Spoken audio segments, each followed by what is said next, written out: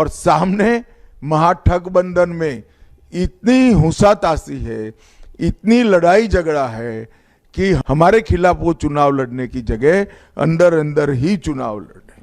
मित्रों, मोदी जी ने मिथिला के सम्मान के लिए ढेर सारे काम किए हैं।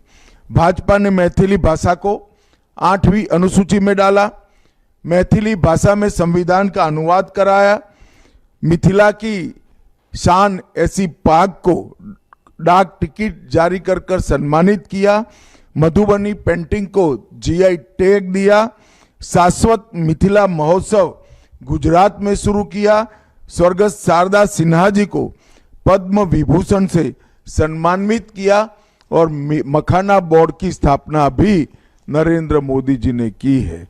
भाइयों बहनों, मैं आज आपको बताना आया हूं कि 550 साल से प्रभु श्री राम अपने भव्य मंदिर में विराजमान नहीं हो पाते थे।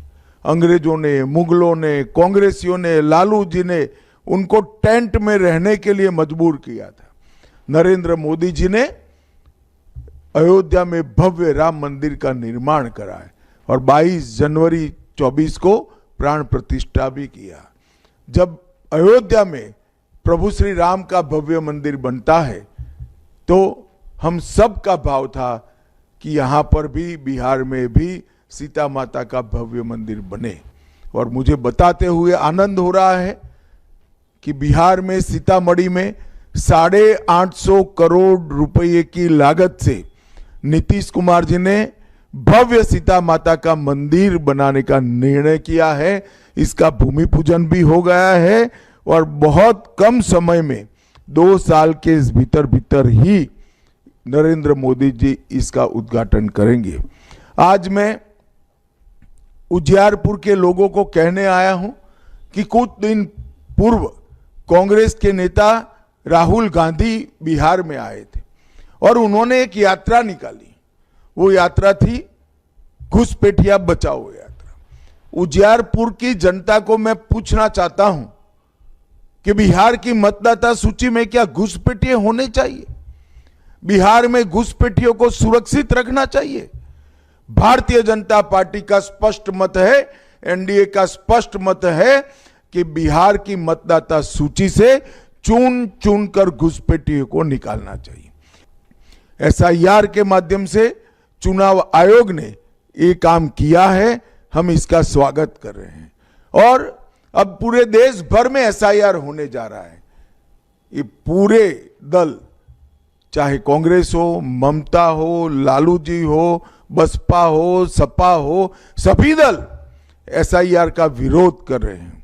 मगर मैं आज उजियारपुर की भूमि पर से राहुल गांधी को बताना चाहता हूं, जितनी भी यात्राएं आपको निकालनी है वो निकाल लीजिए।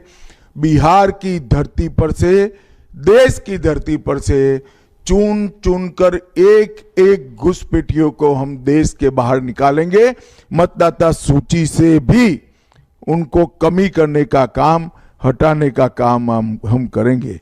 भाइयों बहनों, उजियारपुर में, समस्तीपुर में ढेर सारा काम विकास का हमने किया है। आमस, दरभंगा, पटना, पूर्णिया ग्रीनफील्ड एक्सप्रेसवे बनाया है। रक्सौल हरदिया ग्रीनफील्ड एक्सप्रेसवे का निर्माण हुआ है। 96 करोड़ से रोसड़ा शिवाजी नगर पथ का चौड़ीकरण किया गया। 62 करोड़ से शिवाजी नगर प्रखंड से शंकर घाट, उस पर पुल का निर्माण जारी है। 322 करोड़ से बलान एवं जमुआरी नदी की गाद उड़ाही की योजना चालू है और शंकर घाट पर एक आरसीसी का कंक्रीट ब्रिज भी हमने बनाया है। पूसा कृषि विश्वविद्यालय को हमने राजेंद्र प्रसाद केंद्रीय कृषि विश्वविद्यालय का नाम देकर राजेंद्र बाबू को भी सम्मान किया है।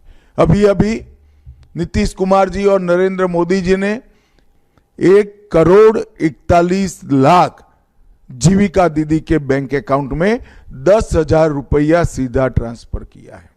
बहुत सारी जीविका दीदी मुझे प्रचार में मिली, उन्होंने बहुत बहुत धन्यवाद कहा, मोदी जी को भी और नीतीश जी को भी। मगर मैं जीविका दीदियों को कहने आया हूं, इतना काफी नहीं है। एनडीए सरकार बनाने के बाद आपके बैंक अकाउंट में 2 लाख रुपये तक की राशि अलग अलग तरीके से हम जमा कराएंगे। और बिहार के अंदर हर किसान को अभी जो 6,000 रुपया मिल रहा है, 85 लाख लोगों को 6,000 रुपया मिल रहा है, वो 6,000 रुपया में बिहार सरकार भी 3,000 रुपया जोड़कर बिहार के हर किसान को, 85 लाख किसान को 9,000 रुपया प्रति साल देगी। मित्रों, सामने जो गठबंधन है वो केवल और केवल जंगल राज दे सकता है। नरेंद्र मोदी जी और नीतीश कुमार की जोड़ी गंगा पर पुल बना सकती है, नए एयरपोर्ट ला चुकी है, कई यूनिवर्सिटियां बना रही है, पेट्रोल की रिफाइनरी आ रही है, बरौनी के खाद का कारखाना का विस्तार हो चुका है, मखाना बोर्ड की स्थापना हो चुकी है।